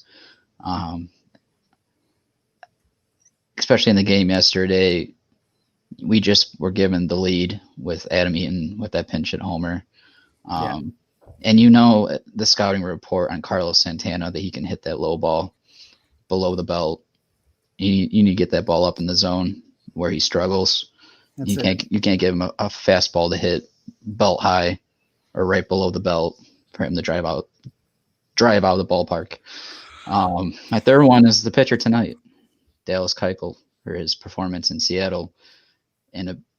Later in the game, I mean, he was cruising early on, and later in the game, he got in a situation and he just wasn't maximizing or seizing the moment with his pitch selection and hitting his spot, and they got to him. And evidently, when your defense is struggling and you're not executing to your potential, you're going to have long innings, and we're going to get to the bullpen quicker than needed, especially when none of our pitchers besides Lance Lynn have gotten past the 5th inning. So that is my Adam Duds of the week. I love it. Pretty much Gonzo listed the entire team, guys. So, it's all right. No, it's good, Gonzo. You get a lot of good breakdown there. Let's be real. The whole team has been kind of a dud so far. This is a below 500 team, and we didn't expect to see that at any point this year. So what's wrong with, calling guys out when they deserve to be called out? Absolutely. And that's what we're here for. We still love our team, but, they have a rough week. Things are only going to get better. So let's hope they can pull this one out tonight. But we talked about our duds. What about some guys that set it ablaze, who let the world on fire? It's what we like to call our Put It on the Board segment. Ball hit deep. Way back. He looks up. You can put it on the board. Yes! Yeah, so these are the guys that we're nominating that lit the world on fire this week. And before we get to our pick the clicks and our what we did last week and what we're going to do this week, who are we going to nominate as our Put It on the Board players of the Red Hot Week? Who's blazing hot? Who's the guy that you given the stamp of approval to? Chris Gonzalez, who is your player of the week of this last week? Actually, Joe, can you actually spin it around so I go last again? Because I want you guys to get your word in before I go through the guys that I really loved for the week. I love Gonzo telling me that basically he's going to have like a 10-minute answer. Okay. Well, Travis has got a great pick down there. Of course, Mercedes-Benz. Your mean Mercedes continues to light the world on fire. As our wonderful guest, Alyssa Bergamini, told us, he has 15 hits on the season. He just continues to rake. This has to be our Put It on the Board player of the week, at least for me. Sorry if I stole you guys, but it's kind of hard to pick anybody else. So my player of the week, your mean Mercedes, Steven Zimmerman. What do you got? It's got to be the second best pitching performance of the week so far, and that was Lance Lynn. Unfortunately, he got shown up by the guy out in San Diego. But hey, we still got a complete game shutout from one of our starters, and that's something that is huge at this point in the year because nobody has gone the distance for this team so far. So to finally have one guy just take the ball and say, "Don't worry, guys, I got this. Take a day off, bullpen." It was nice to see. Well, and let's be honest too. I mean, one of those hits was because Lynn didn't cover first base. Yeah. So you could argue that it was a complete game one-hit shutout because Lynn just made a stupid mistake there. But either way, Lance Lynn was a total boss. I sent out a tweet just saying that Lance Lynn is a wizard because he really was. Yeah. Now let's toss it to Chris Gonzalez, and he's got the scroll ready to open up, and he's going to start with his list. So let's go, Gonzo. Let me what do get you a got? pen. I need to take notes from the professor here. Yes. No, there's a reason why I didn't go first because I was glad that Zim Zim's put on the board player was Lance Lynn. I'm a pitching guy, pitcher at heart. So Lance Lynn was going to be my pick for put on the board of the week. Never heard of him. Zim, you forgot to mention that was the first opening day shutout by a Sox pitcher for our boy Lance Lynn. You know, I knew there was something I was forgetting in there, and that's exactly what it was. I almost said it, but I was afraid it was incorrect, so I didn't want to just throw that out there with no basis in reality. So thank you for that. No problem, Zim. Now, my put on the board player of the week was a player that Alyssa really harped on, and we should give him all the credit in the world because some of us wanted to trade him this past offseason to get really big players in here, and that is Michael Kopeck, a guy that has come in key situations and shut down the middle of the games this whole week. I think he has had 6 innings pitched with like 11 strikeouts so far for the season. The guy is just filthy nasty, and what I really enjoy about his performance so far is he's been pitching mostly out of the stretch, and when he becomes a starter, he's getting familiarity out of the stretch where runners on, he's going to be feeling comfortable because he has that comfort level already pitching out of the stretch, and that I believe is really going to benefit his career. I also want to give some credit. He's not my pick of the week, of course, but I want to give credit to another pitcher because this was a guy, I'll be honest, I didn't expect to make the roster. And Tony's been going to him out of the pen, giving us some innings to eat up, and he's been really shutting it down. Tony La Russa, my bad. Oh, I was just saying you didn't expect Tony La Russa to make the roster? No, to go with this player, and that is... I was just kidding, Zim. The joke went right over... Or Gonzo, the joke went right over your head. I'm focused on what I'm saying. I'm just... Sorry, I cut you off. Forget about me. I'm going to disappear now. Jose Ruiz. Yes. Is a guy that's pitching what I would expect from Matt Foster to be doing right now. Nothing on Matt Foster because he's been pitching fine. Going back to defense is fine, but he's a guy that can be a lot better as expected, and Ruiz is stepping up to the plate. When we need a pen arm to be stepping up, he's stepping up. So I got to give him credit. It's nice because it seems like every year one of those guys steps up, the guy that you don't expect to make the roster that, really makes a big impact. And it's cool to see that it's in a place that the Sox really seem to need it so far this season. But going back to Kopeck, you're absolutely right. 6.1 innings pitched, 22 batters faced. He struck out half of them, 11. So anytime you're whiffing, 50% of the batters, and on top of it, he's got a .47 whip. That's just, he's lights out right now. I absolutely agree with that. Zim, what's his ERA? Big old 0. Well, actually, I should change that. He doesn't have one. It's that low.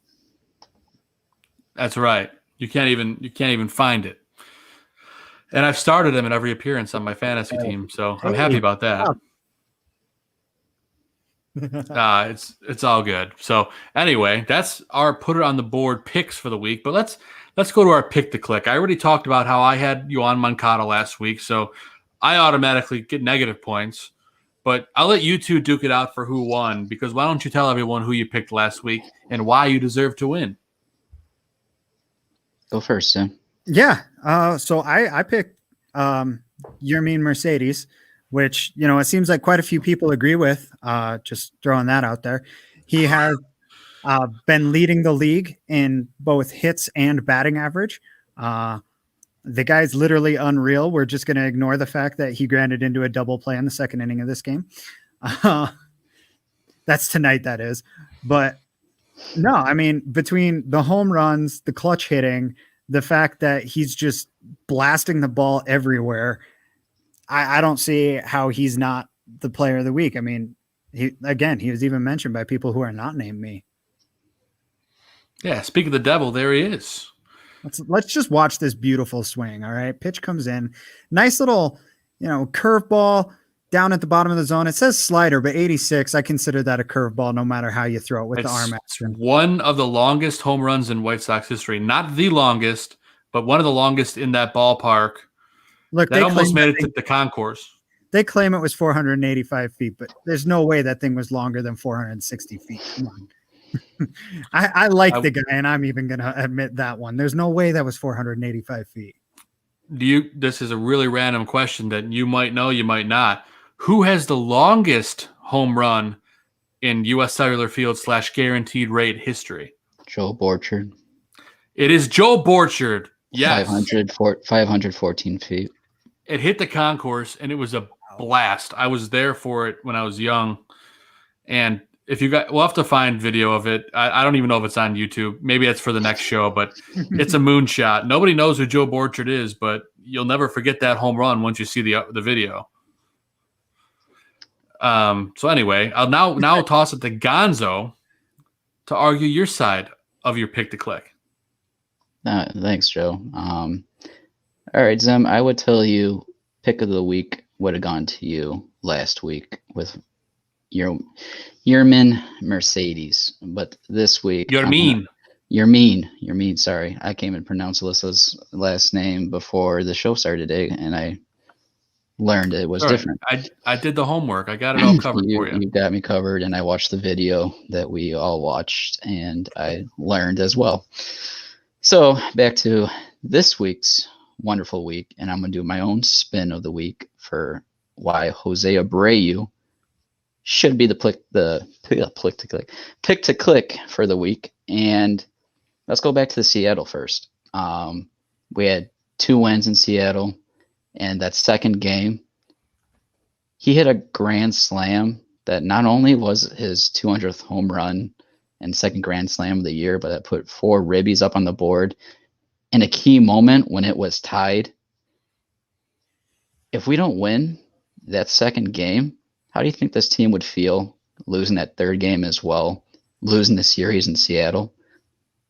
By the way, when we go back to the home opening series, second series of the weekend, you're right. I mean, Moncada hit his first home run, then back-to-back with Yermin.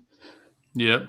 And if you don't forget this, but Jose Abreu also hit a sac fly in that game to get his 5th ribby of the week. Okay. And then to go into Sunday's game, when Jose got his base knock and another walk, I would have gave it to Mercedes for pick of the week if he converted runners in scoring position, but he didn't. And Jose got a walk again, second walk, and 50th walk of the year. Sox have most walks in the game now for this season. Jose in the 9th, I believe, got that walk, and he was stranded out there late in the game. No one converted behind him. Your picks to click, both of you couldn't convert him. So I think with the grand slam, the 5 ribbies of the week, the key wins in the week came from Jose's production, the MVP. Hey man, I like the argument. No, they're all good points. I agree. I don't know how to pick a winner. So chat room, we're going to let you tell us who had a better week, Mercedes or Abreu. So personally, I think Chris makes a good point with the clutch factor. So anyway, while real quick, boys, real quick while the chat answers the question, our wonderful director and barroom master behind the scenes, Aldo Gandia, has found the Joe Borchardt home run. So let's take a look at this moonshot. Ball hit deep, way back, stretch. You can put it on the board. Yes. Did you see where that landed? In the middle of the concourse. Yeah. It is an absolute moonshot. Hold up, Joe. You see Borchardt, number 25? That's my boy. Yeah. My boy's number, Mr. Jim Tony. Yeah, he was a highly touted prospect coming into baseball, but talk about a moonshot. We're going to watch it one more time because why not? Let's see where it lands. Look at that, right in the middle of it's almost the at the concourse. Back of the concourse. I mean, that thing is – did that hit the wall behind the concourse and then come to the middle? I think let's see. There's the ball. It's right there. I see it. Yeah, it hit the back wall. It sure did, yeah. Wow, what a shot. I was at that game. I don't know. I was probably 13. I don't even know what year that was, but talk about a moonshot. That's the longest home run in the stadium history. New Comiskey U.S. Cellular Field / guaranteed rate history. It's a mouthful, but Joe Borchardt, everybody. So talk about a moonshot. But chat room, let's see if we have a winner in our pick to click. Oh man, it's tied. Great. Does anyone else have anything to say about it? All right. Well, anyway, we're just going to go ahead and give you guys a tie for the week because I'm not going to spend any more time trying to figure out a winner. So congratulations, Zim and Gonzo. You guys have tied. So Gonzo is 1-0-1. I'm officially 0-2. Zim is 0-1. 1-1. Why don't we just give wins to both of us? Yeah. All right. Fine. Zim is 1-1. Gonzo is 2-0, and I'm 0-2. So I'm off to a great start to the season. But now let's get to our pick to clicks for this week because I got to turn it around. By the way, Evan Marshall's in the game. Bases loaded for the Indians in the top of the sixth. Nobody out. We need Evan Marshall to bail us out here, boys. How many outs are there again? None. 0. Bases loaded. Sacked back with the Indians. So, anyway. We need a El Duque situation. Sure do. We actually have a tiebreaker, so I'm going to go ahead and give the win to Zim. We got one more vote for Mercedes. There it is. So, Zim, you are the winner. Congratulations. Now to our picks to click for the upcoming week. I'm not going to go first. I'll go last because I've had bad luck going first. Zim, who is your pick to click heading into this week? Anderson comes back and makes a big splash. I know I was real hesitant about it earlier, but I'm locking it in now. He's going to give this team the spark that they need, and he's going to carry this team this weekend to lots of victories over both the Red Sox and the Indians. He does get one game against the Indians, I believe. So excellent. Love it. Gonzo, who do you got for your pick to click this week? I'll go with the guy I haven't chose yet, and that is the Gold Glove rookie winner in center field, Luis Robert. Very good. Yeah, with my season prediction, I need him to start heating up real quick. So I like that pick. I'm going to take it a little bit outside of the box. I'm going to continue to ride the hot hand. I'm going to go with Adam Eaton in right field as my pick to click for the week. Obviously, I can't count tonight's performance, but I will count starting after today. So we'll see how he does Tuesday to next week. Obviously, the rerun blast tonight. Evan Marshall with a strikeout. Got one out. Big strikeout right there. So we'll see what happens there. But I'm going to go with Adam Eaton. We'll see what happens. I'm actually surprised Marshall's in the game, but that's a interesting situation. So, yeah. So we've got our pick to click for the week. Just a little recap. Zim, your pick? My pick is Tim Anderson. Gonzo, your pick? Luis Robert. And I'm going with Adam Eaton. We'll see what happens. It's going to be a fun one coming back next week. Maybe I'll get my first win. That's all I got to say about it. But let's move on to our next segment of the show. We're going to preview the week coming up, talk about, some big names, and preview some matchups in what we like to call White Sox Weekly.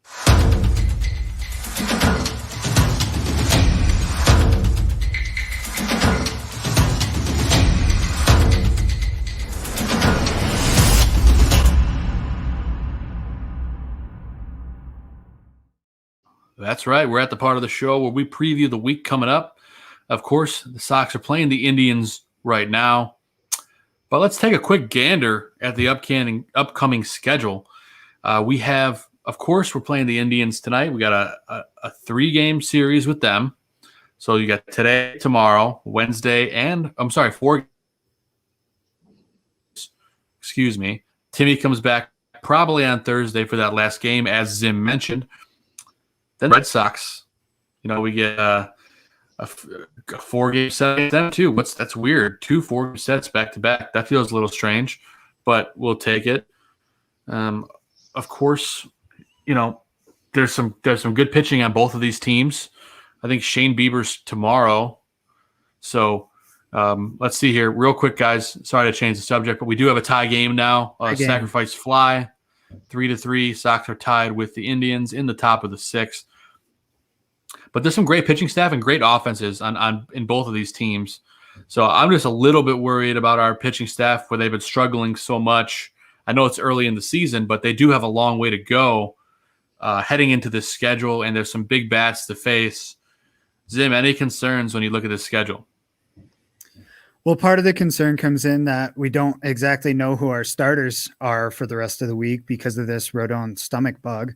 But I mean, JD Martinez was red hot last week, so I'm a little worried about what we might see out in Boston. Cleveland, divisional team. It's going to be what it's going to be. Hopefully the Sox can at least pull off an even split in this series as it is tied right now. Concerns, just generally speaking, the bullpen has been, as I say that, Evan Marshall just gets them out of a huge jam, only giving up 1 run and a bases loaded, no out situation. So Sox are out of the inning in a tie game. Sox are into the bottom half of the inning in a tie game. Love it. And, this bullpen does leave areas to be concerned, even with a good outing right here. So we'll see what continues to happen. Maybe they get stronger as they keep going, but I don't know. Gonzo, any concerns with these offenses that this bullpen and starters have to go against this week? I'm not too worried. I kind of want to take it back a little bit and let's bounce it back to like last fall when we started 1-4, and then they followed up with again a second week of 500 baseball, and then they turned it up after that and just went crazy. And hopefully this is a team that has been familiar with that play, in recent history, that they can do very similar as they started off this season. Anaheim 1-3. They just went 3-2 in the second week of baseball, basically playing 500 ball. And let's see if they can turn it around. I mean, you got 4 games, both in Cleveland and Boston. Cleveland and Kansas City, who just played Kansas City. You can tell how pesty they're going to be this year, like Chuck mentioned that he predicted they would be. And Cleveland, usually always has good pitching, which good pitching usually triumphs other flaws on your roster. And they did give away some big arms, but they got some younger arms that they're relying on, and they might not have the best offense, but when you're going to be having close games, especially when the Sox are struggling with their offense, these are going to be close games, and we're just going to see who's the better bullpen. And I would like to say we have the better bullpen, but they have to execute that potential and that expectation. And I think they're up for the test, to be honest with you. So I'm looking for them to, put it onto Cleveland this series and take it into Boston, which normally I'd be worried about going to Boston with the teams that they've had in the past, but they've gotten rid of, some key talent, and they're not the same organization at the moment as Baltimore put up on them last week. So I'm not too worried about this week, to be honest with you. So let's just hope the guys are ready and able to prove themselves this week. Yeah. And let's talk for a second about the pitching switch up today. Of course, with the scratch of Rodon, the probable pitchers get all screwed up. So let's quickly take a quick look at least what WhiteSox.com is saying. So, of course, we have Keuchel tonight. It's saying Shane Bieber versus Giolito tomorrow. And then it gets a little interesting after that. So if you keep scrolling here, you can see that it's TBD for the next game. But then they have Lance Lynn for Thursday penciled in. I imagine if Rodon's good enough to go, he'll probably take that Wednesday spot. But I don't know. Zim, Gonzo, what do you guys think is going to happen with this rotation? Let's see. Well, obviously tonight you see that Keuchel and McKenzie's a young arm that I think he debuted versus us last year in the COVID season, and he had some good stuff. Tomorrow, Bieber, former Cy Young arm versus Giolito, who might be a Cy Young arm this year. that's going to be a really tough game. Hopefully we win tonight and go into that game, squeeze. What I actually just thought of, and I kind of like, is with a guy like Tony La Russa, if you're going to beat a good arm like Bieber, you're going to have to play some old school baseball. Get that bunt down, get the runners over. That might help us tomorrow. We might see more of that. And haven't seen a lot of it yet. But that is something we saw in the Anaheim series and a little bit in the Seattle series, where it helped us in Seattle playing old school ball, but we didn't see too much of it in Kansas with the Kansas City series. But yeah, going to Wednesday, let's just throw it in there that they're going to put Rodon back in. And he would likely go against Plesac, which Plesac, I don't know how he's on Cleveland's team with his issues with COVID last year, going with his coming to Chicago, and then he goes out to the clubs, and then he gets suspended for COVID protocols.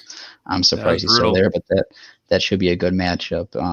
And then to end it with, I don't even know how to say his name, Saval. I think it's Saval, yeah. Saval versus Lance Lynn. I like that matchup for our Sox. So we got to find a way to take 2 out of the next 3 games and hopefully win the series in game 4. Gotcha. No, I love it, Gonzo. Yeah. And I will say, sorry, go ahead, Joe. No, it's all you, Zim. Take it. I was just going to say, I wouldn't be surprised if Rodon's not ready to go, if we do see a bullpen game somewhere in there. Somebody, even though he's limited, Kopeck has been great. So maybe he gets a start where he's really just the opener, not the starter, the opener, where, he gets you one time through the lineup. He gives you 3 solid innings, and then you move on to Crochet, Foster, Bummer, Hendrix to finish out the game. And, you do what you got to do to make do. You do what you got to do to make do. I like that. We had to pull that drop. Real quick, Joe. Yes. To jump right on what Zim just said, giving Kopeck a shot there, I do like that. I do wonder strategically if he would rather, with this whole bringing players up and down. We saw the catchers are on fire, so you could probably send like Lamb or Williams back down, bring back another arm like Lopez or Lambert to start that game on Wednesday if needed. And that would also help save your bullpen arms as well, because Kopeck is a bullpen arm at the moment, so you want to keep him fresh, I would imagine. So that is how strategically you can also do it as well. Yeah, no, that's a good call. We have Tony's got a lot of options, and I think you're going to see him show his expertise once he finally gets in that rhythm. So we'll see what he does. But I think he's going to be. I think Rodon's going to be ready, but we'll have to wait and see there. Before we move on to one of our final segments, I want to put a little spotlight on some of the shows coming up on the Ballroom later this week. Of course, we have our shows coming up on Wednesday, jam-packed day. You got the Mike North Advantage in the mornings. Then in the afternoon, you've got some Blackhawks talk. You got some Blackhawks talk with the brothers that can duke it out on the air. I love it in the afternoon with some bar down Blackhawks. And then, of course, you got some more brothers. Why can't I even spit it out? The Ellis brothers. I almost said the Gaines brothers, which it almost sounds like the Gaines brothers sounds like some sort of video game. I could totally see Tyler Ellis, the Gaines report, running around like Super Mario. But the Ellis brothers you have coming up on Wednesday evening for C-Red Radio. They'll be talking Bulls. So we got a jam-packed day on Wednesday. Mike North, Bar Down Blackhawks, and, of course, C-Red Radio. And what better brothers. The Bar Down show is also the Parise brothers as well. Yes. I said that brothers, and I didn't say the last name because I didn't want to say it wrong, but I think you stole it right out of my mouth. So, yeah, you have a great time on Wednesdays here at the Ballroom, so don't miss out any of that stuff. You can watch the videos show live, or you can catch the podcast or video version afterwards. And there is no better time to talk about our swag shop, which is just launched, guys, on deepdishtees.com. You can head over to that website and click on Barroom Network, and you can see all the wonderful products that you can get from all the shows on this network, including our own. You got some sweet South Burbs Hitmen t-shirts.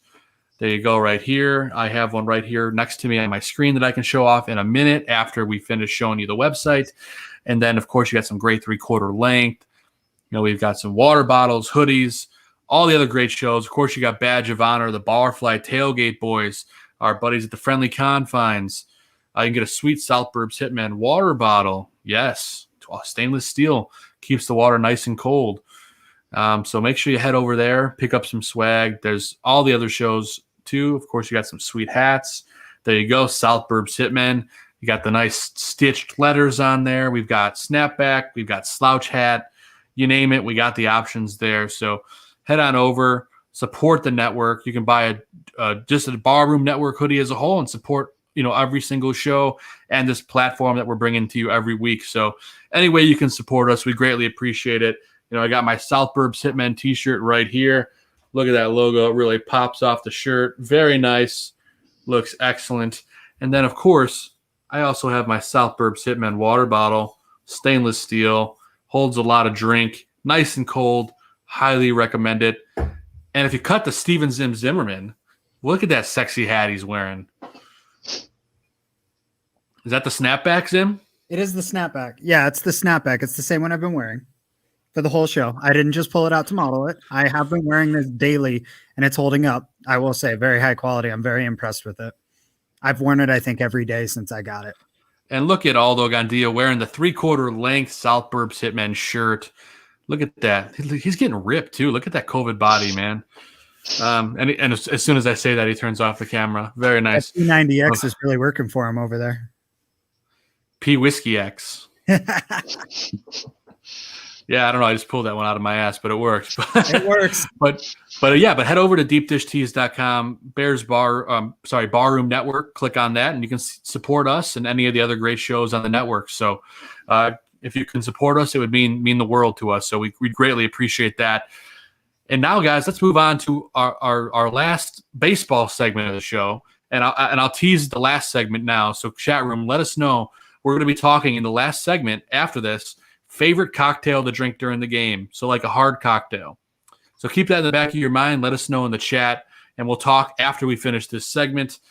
This is our hot topic of the week, a segment we like to call the Guaranteed Take.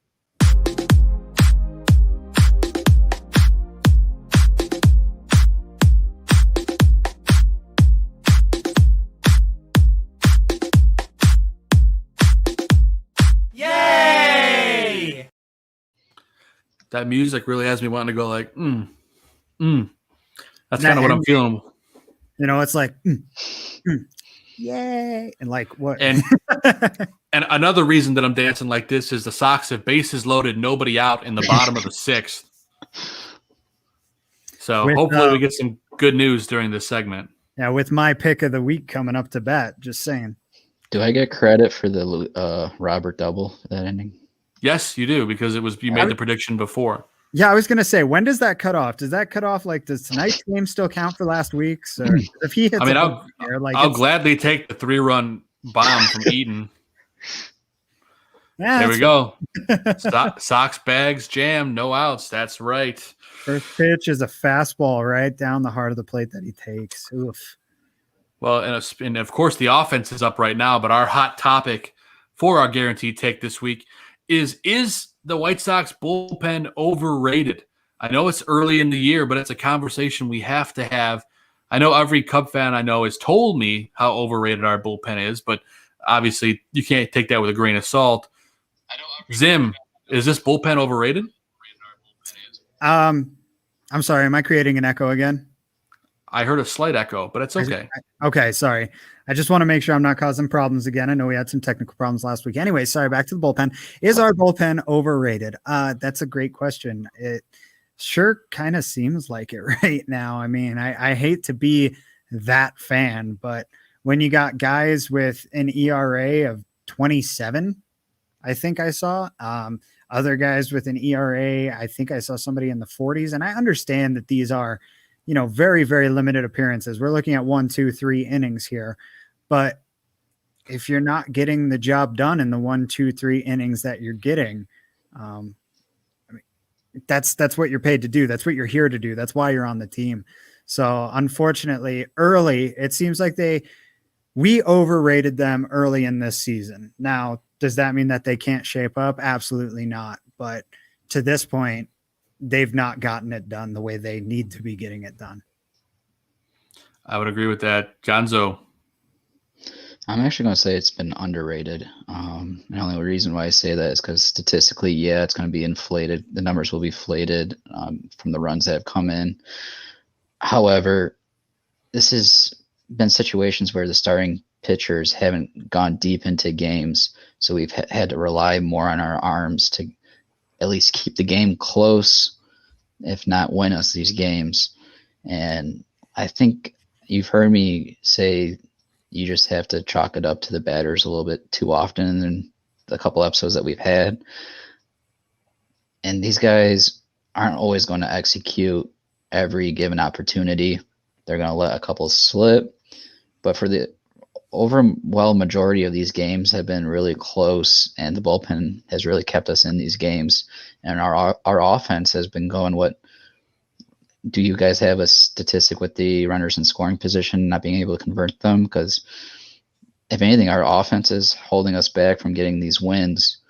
And between offense and pitchers not going deep into games, we have to go to the bullpen early and often. And yeah, I mean, there's a couple names that, I don't say struggle, but, these other teams are getting paid to do their jobs too and to execute, and they're out executing us in certain situations. And Gonzo more struggled with the bases loaded for the White Sox. Yermin Mercedes just struck out with bases loaded, nobody out. On a freaking hanger. Oh, that thing was juicy. Yeah, no, it just goes to show you, the struggle of runners in scoring position, and we're relying on young names in our roster, some young potential. And eventually I do see us overcoming, I shouldn't say us, but, our offense overcoming the game of baseball in itself and converting. But not right there. I love exactly. And it's not going to be, might not be now, but hopefully it is soon and throughout the longevity of the season.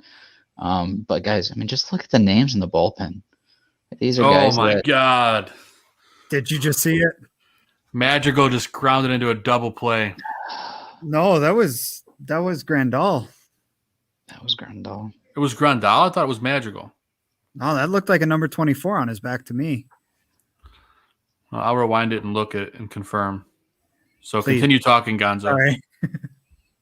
But yeah, just look at these bullpen arms. I mean, if if the guy that made our pen, Ruiz, who I just gave him. It's Grandal. Grandal, okay. But I just gave not criticism, but praise for Ruiz and to put on the board segment.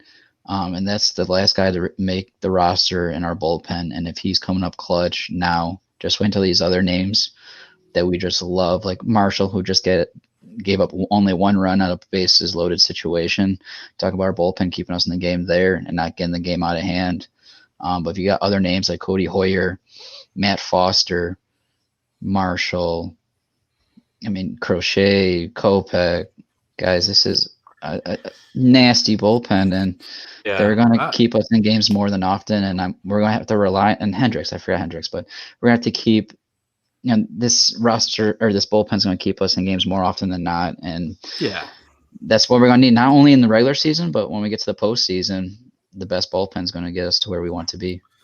Yeah, and listen, I'm not worried about the bullpen. I know a lot of people are saying they're underrated, back and forth. This team, they just got done with spring training in a COVID year, a weird season. They're getting conditioned. They're getting back into the swing of things. Once these guys are fully in game day shape, and you can argue that they're not yet. I mean, I'm sure that they're working on it every single day, but the more you're playing, the more you're getting in the vibe, you're getting in the feeling, you're getting into game day shape. So give it 2-3 weeks, I think this bullpen is going to be primed and ready. Just think of it as an oil change. They'll be ripping a wreck and ready to go. So I'm looking forward to that. These guys getting the ball rolling. So I think that's coming. I have hope for this bullpen. I know a lot of people in this chat room do. It's early. We're going to see what happens. But that was this week's Guaranteed Take. And gentlemen, we've gotten to the incredibly fun and delicious portion of our show where we're going to talk about our favorite cocktail to drink during the game. And I'm talking about an actual cocktail, hard alcohol, the good stuff, this stuff. We'll talk a little bit about what our individual cocktails are. But before we talk about ours, chat room, why don't you start telling us a little bit about what's your favorite cocktail?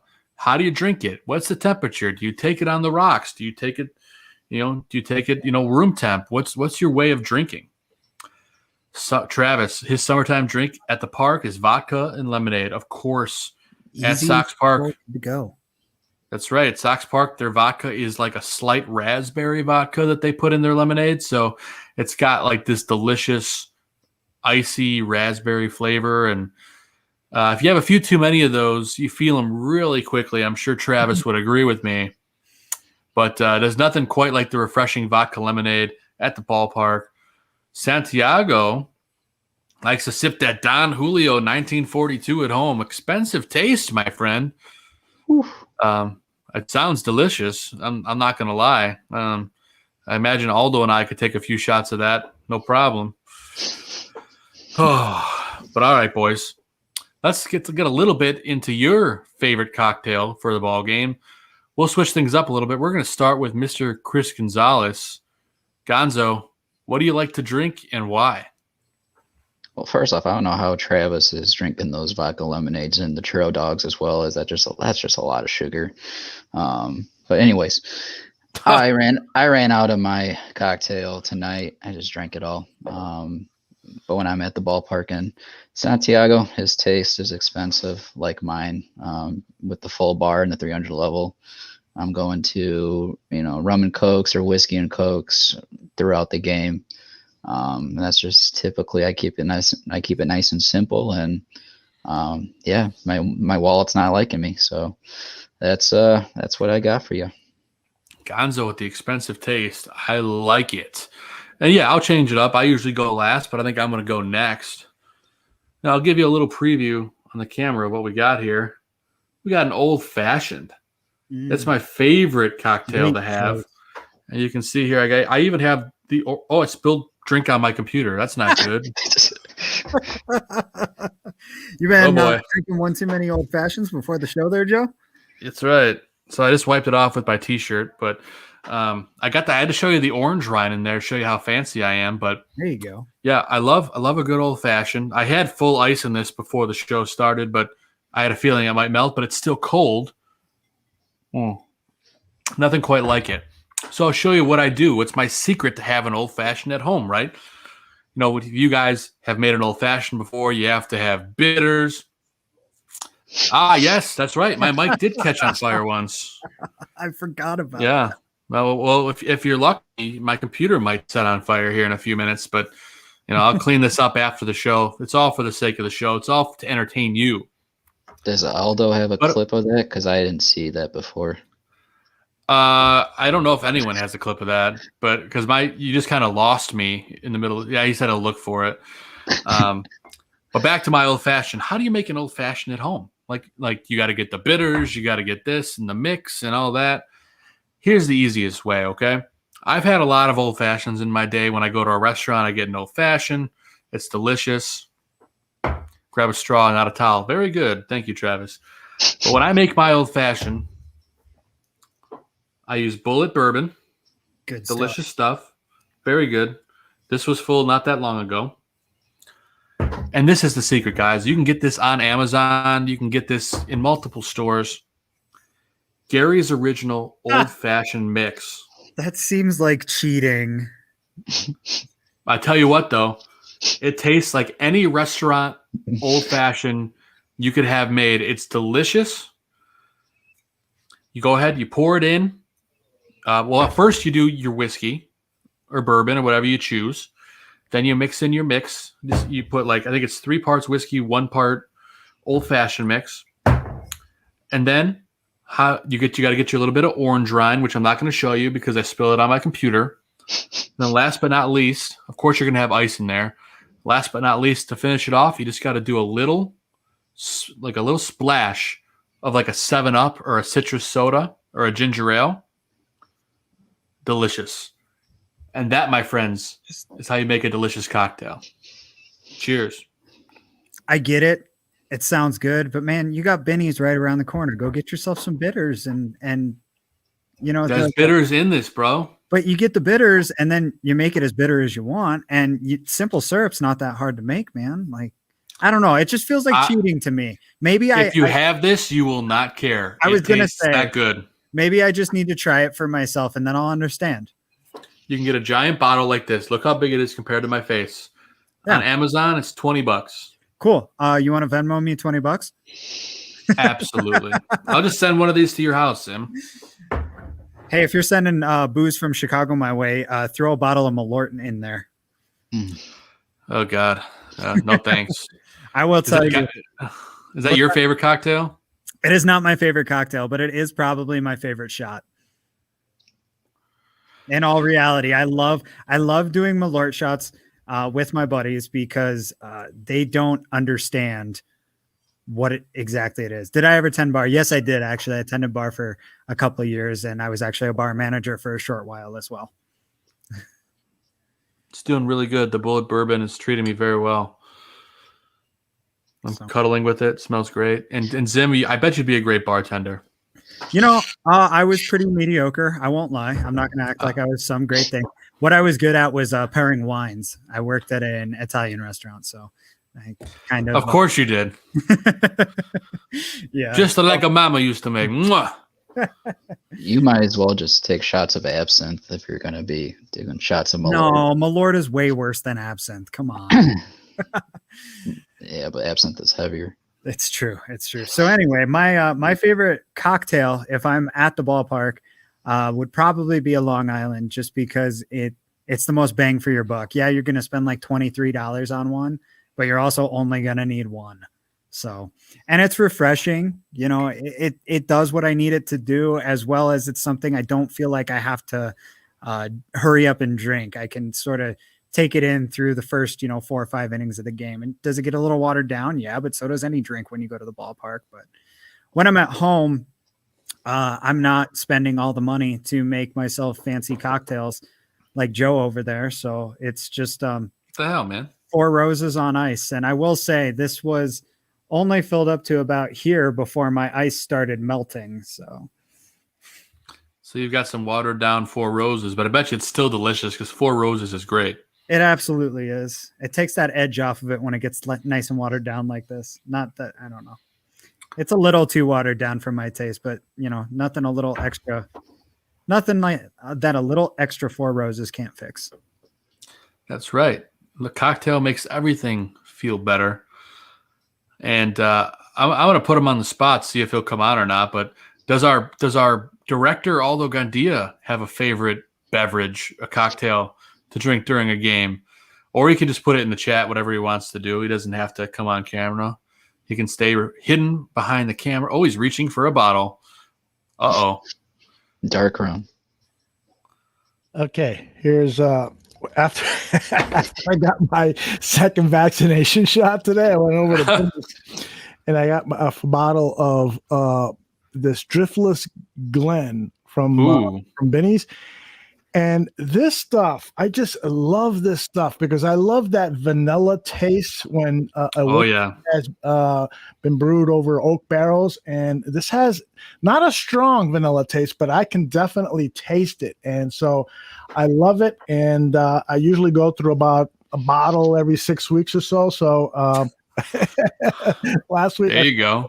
Bottle, and I got a new one, and I'll start drinking tomorrow. There you go. I love it, Aldo. Thank you for great show, guys. Excellent show.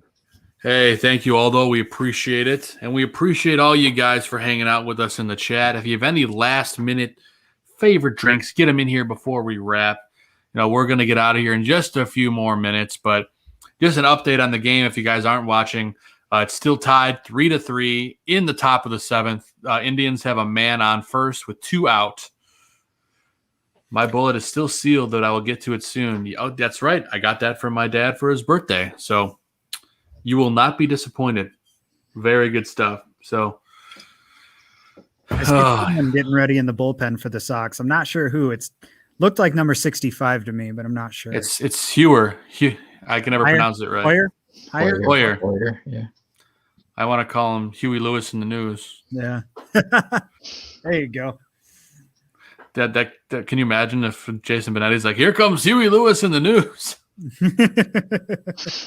That's the power of love. And no, that joke didn't land, guys. So I apologize. So that's all, folks. No, but for real, thank you everyone for tuning in to South Burbs Hitmen. A massive, massive, massive thank you to our guest, Alyssa Bergamini, the in-game host for the Chicago White Sox, also works at NBC Sports Chicago. They're doing Friday Night Lights. Of course, when high school sports are back in full swing, we look forward to seeing her back on that. Absolutely great guest. And if we're at the ballpark, she said, go say hi to her.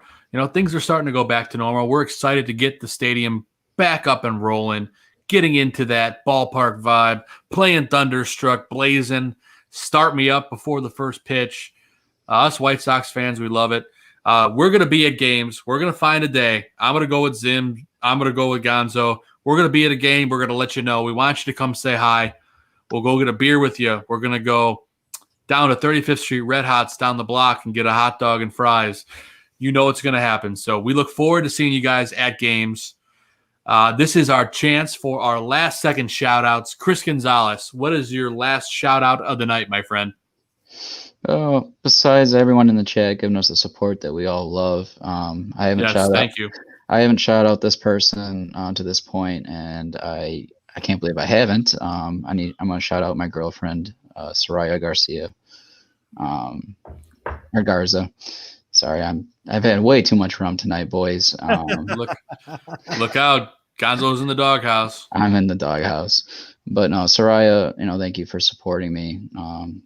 I can't, it's beyond, love, and I am extremely grateful to have her in my life, and the support that she has given me. It keeps me going, and as well as all the support I'm getting from the chat, you guys, everyone in the network. It's just been extremely a blissful moment to be doing this and doing it for all. There you go, Gonzo. I love it, brother. Before I toss it to Zim for his last comments, I want to give a shout out to my wife, Catherine Mandel, and my baby dog, Maverick Skywalker Mandel, my Great Dane, hanging out downstairs. I love you guys both. And without your support, the show would have never came to be. So we love you. I love you. And that's all I got. You guys make me happy to do what I do. And last but not least, I can't even point which direction. There's my thumb. Steven Zimmerman. Yes, that guy. Who are your shout-outs for today, my friend? My shout-outs are just real quick. We're going to go with my coworker and my dad, who I know are watching the show tonight. The UPS guy at work, who I don't know if he's watching or not, but we exchanged some information on his podcast and my podcast. So maybe we'll gain some viewers and he'll gain some viewers. But there you go. That's about it, I guess. I don't know. Everybody else is shouting out their wives and girlfriends, and I feel like I should, but she's asleep in the corner over there. So don't butcher. How about a shout out to your future child, Sim? Yeah, actually, we just had our baby shower this weekend. That's this giant balloon that you see behind me here. Yeah, it was a lot of fun. Big thanks to all of our friends and family who have been so wonderful and supportive through all of this. And you guys as well, who I know you haven't been here, but you've also been very supportive of me and my family during this time. And you've understood the turns and various different turbulations that are coming with this point in my life. So I appreciate that a lot. Hey, anytime, brother. And yes, that's right.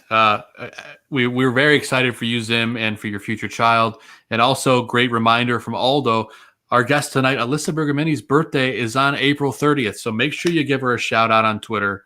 Early happy birthday to Alyssa. Thank you again for joining us tonight on the show, Alyssa. We appreciate it. Go follow her on Twitter at Alyssa Bergamini, on Instagram, Alyssa Bergamini, and the last one, Facebook, Alyssa Bergamini. It's pretty easy to find, so go check her out. Huge thank you to her for joining us. And most of all, a huge thank you to you, whoever you are, whichever you are, where you're listening, how you're watching. You're listening to a podcast. You're watching us on video. You're buying a shirt from us in the swag shop on deepdishtees.com. We appreciate you. Thank you for letting us do what we do. And most of all, let's go White Sox. Let's get this win tonight. And we're going to have a lot to talk about next week. So make sure you're back to join us on next week's South Burbs Hitmen. Let's put it on the board and get out of here, boys. Great show.